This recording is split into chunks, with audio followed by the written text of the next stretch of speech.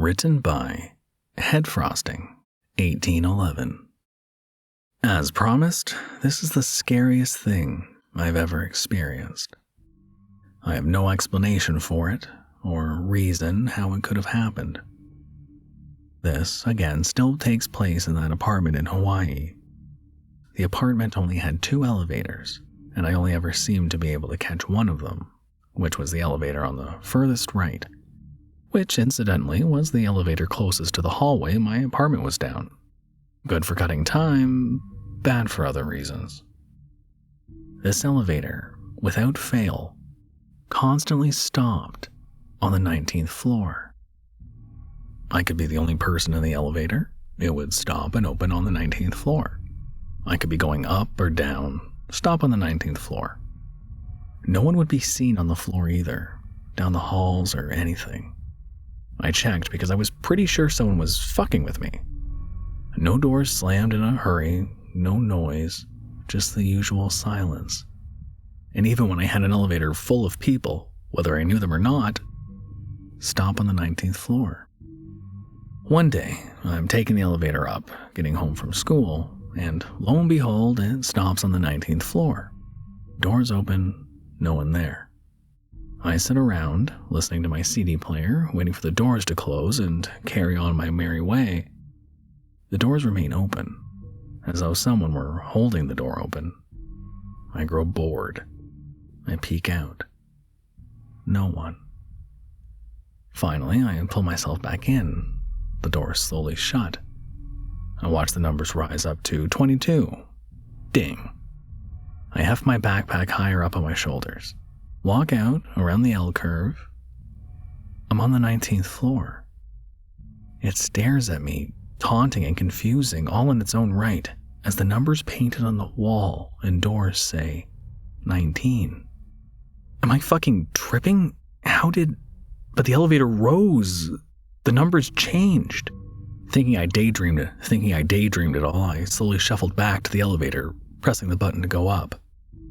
The elevator crawled down from the 22nd floor, opened and ready and empty. I am shaken, and I press 22, just wanting to go home. I feel the familiar lift as it crawls up. See the number slowly rise to 22. I'm going home. Fuck this elevator. I just want to go home and sleep. It stops on 22, and it stays there. The doors don't open, but the numbers become unlit, as though it were in disuse. I try to push the door open placebo button, but nothing is happening. Then the whole metal death trap shudders, heaves, and I feel like I'm starting to fall. I think, for the briefest moments, oh shit, I'm going to die in a freak elevator accident. I swear, it feels like it drops 5 floors. 5 floors of free fall. I barely have time to catch myself in a corner when it feels like sudden brakes kick into gear, causing the whole car to shudder again. But there is no screeching of metal, just the walls shaking and me falling into a corner, limbs spread out to prevent injury. And, as though nothing happened, the elevator begins its slow crawl up again, back up to 22. Lights are back on, cheery as ever. 22. Shaken, when the door opens, I rush out. The doors close behind me, and once again, 19th floor. Needless to say, I climbed this staircase for the last 3 floors, and for about a week afterward. Written by thecryptidbird. I've told a story about the old apartment building I used to live in before, but I told a story about something non-paranormal. Here, I'm going to tell you about the staircase, and whatever dwelled in it. From the 4th to the end of the 5th grade, roughly, I lived in an apartment building. It wasn't all that nice, and it was very crowded, but we didn't live there for that long. Now that the backstory is out of the way, my friend, who lived 2 floors down, we'll call her Effie, would come over a lot, and we would go exploring around the halls. It was a super quiet building, despite all the people packed in, so Effie and I would take off our shoes and walk around the halls, knocking on doors and running or stupid kid things like that. One day, we came across a hall we had never seen before that led to an emergency staircase. There was a heavy metal door with a small glass window. Right in the corner, there was a small circular dent that spiderwebbed outward, as if someone had tried to shoot through it. Creepy as hell already. So Effie and I heaved the door open with our tiny 9 and 11-year-old noodle arms and examined it. Just as we get into this pitch-dark staircase, we hear this blood-curdling, inhuman shriek, and we hightailed it out of there. The door slammed shut, and we ran back to my place. The next day, we brought a tape recorder and some flashlights.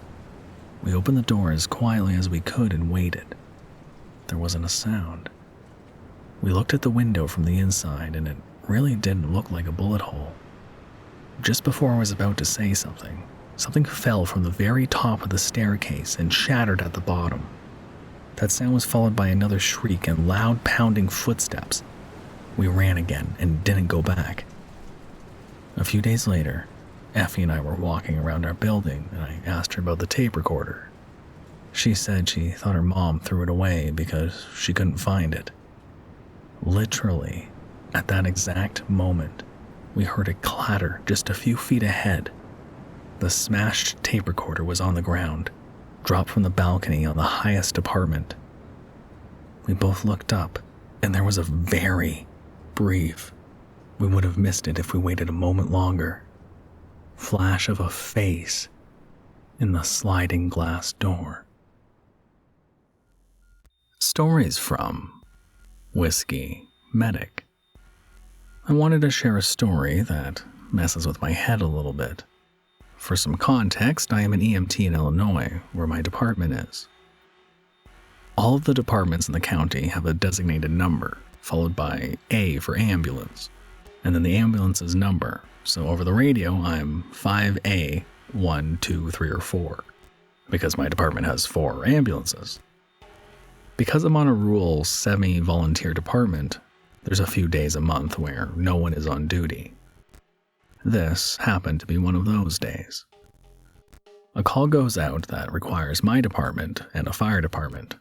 So dispatch pages it out, and a female voice replies over the radio, 5A2 en route.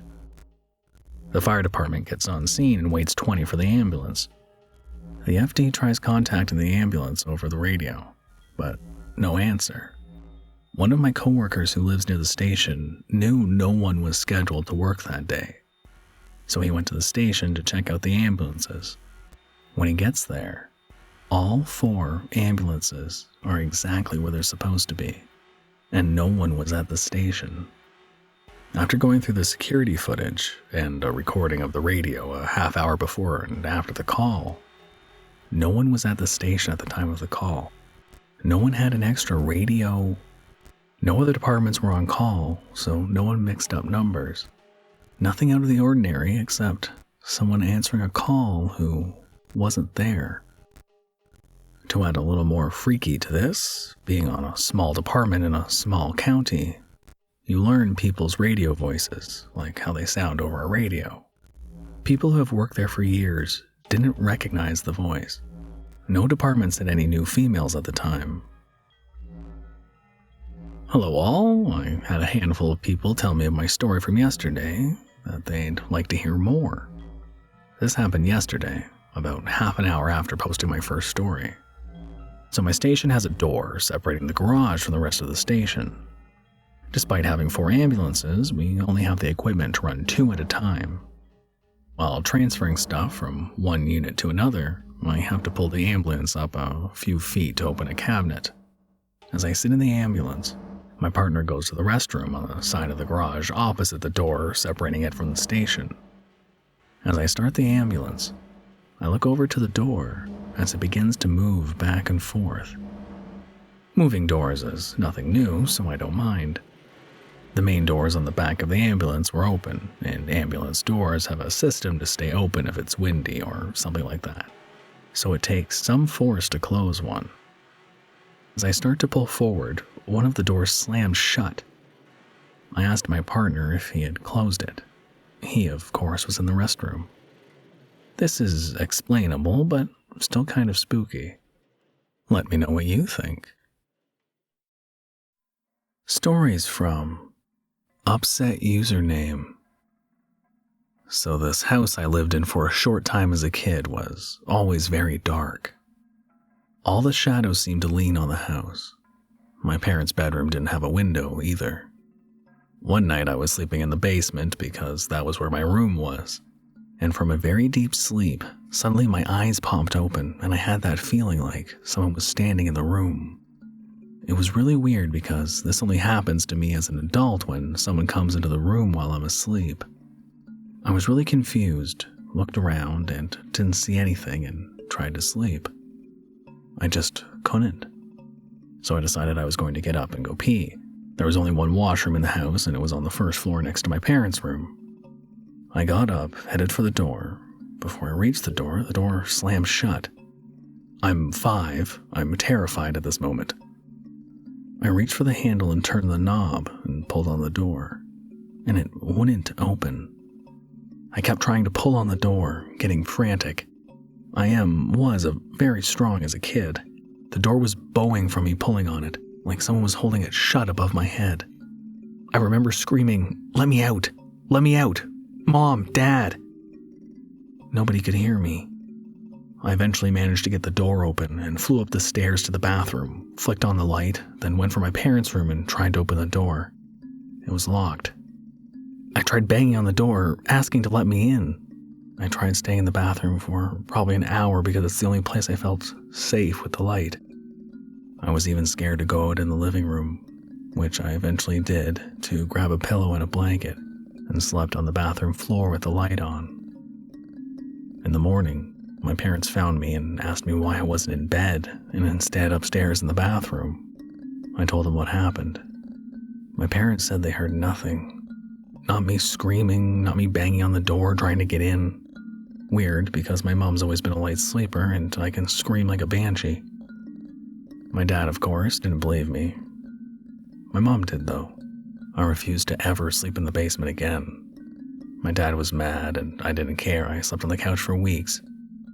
Sometimes in front of their door or in the bathroom because I was so scared until they would bring me to my bed upstairs.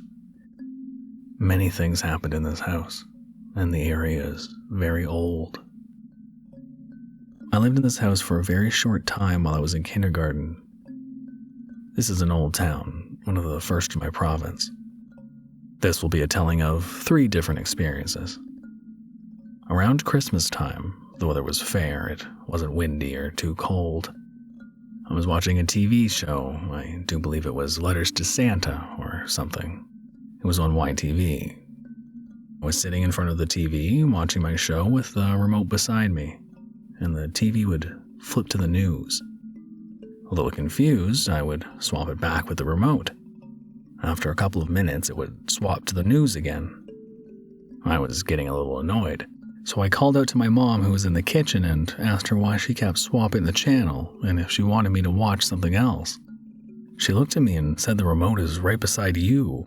I'm not touching the TV, which it was. Right after I asked her this, the TV started to flip through a bunch of channels. Then our old touch lamp started to act up. We owned this lamp for another 10 years and it never acted like this again. Like someone kept touching it and turning it all the way up and off, all the way up and off over and over. And then it kept swapping through channels. A little freaked out, I yelled, "Stop! Switch it back to my show and stop messing with the lamp." Immediately, it stopped and flipped back to my channel. Nothing like this ever happened to me again. My mom watched this whole thing. I remember turning to her and shrugging my shoulders. My mom always told me she had been experiencing the light being turned off in the kitchen, and it couldn't have just been the power because the light switch would be off. And this would happen to her all the time while she was just in the kitchen making food. A figure over my bed. This was shortly after I asked my parents to move my bed upstairs. I was laying in bed, the street light coming in the window, and I woke up to a really cold breeze on my bed. Not thinking much, I looked around and saw nothing, and suddenly my curtains, that were the gauzy white see-through ones, flew up over my bed. Like some strong breeze came up from under my bed and threw them over top of me. There were not even vents near my bed that could do this. It was weird, but got weirder when they fell over the figure of a woman standing by my bed. It stared at me.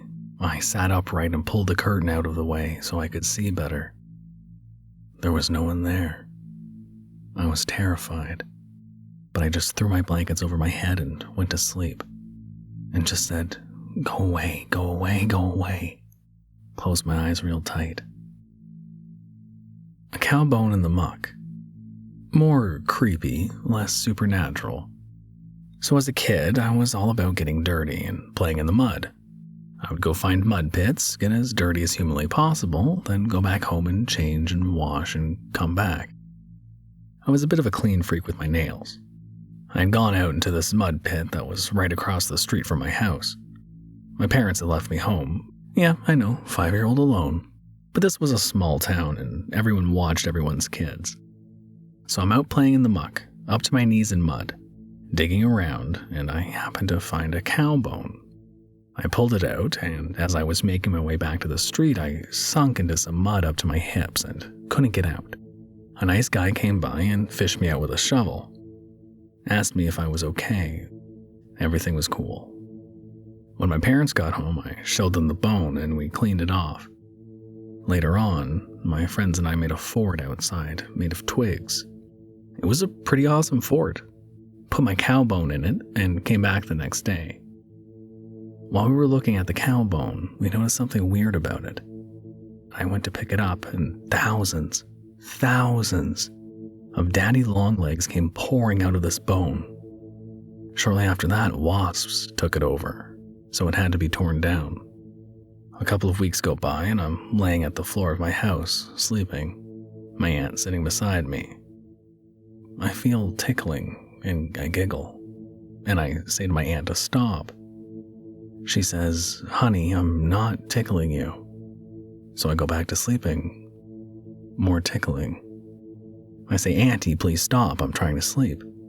And she says, "I'm not tickling you." I pull back the blanket I'm under, and I'm covered in daddy long legs. I scream, hop up, start crying and to brush them off and run to my mom. My mom saying, "It's okay, they're harmless, they won't hurt you." While they followed me across the floor to my mom, and even my mom was freaked out. I hated that house so much for all the creepy stuff that happened.